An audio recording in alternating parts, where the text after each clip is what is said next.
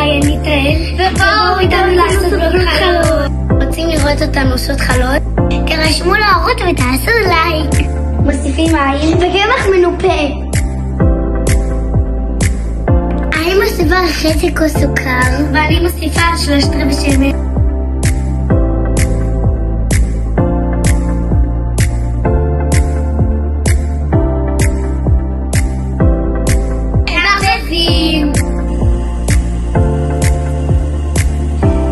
מוסיפים כף מלח במיקסר 10 דקות.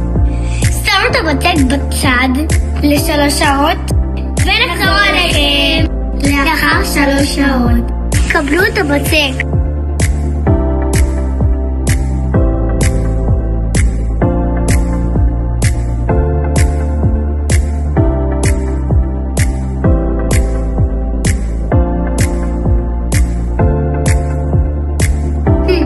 אחרי ששמנו את החלות בתנור, קבלו את התוצאה.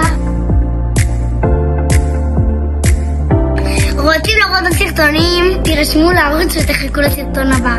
שבת שלום.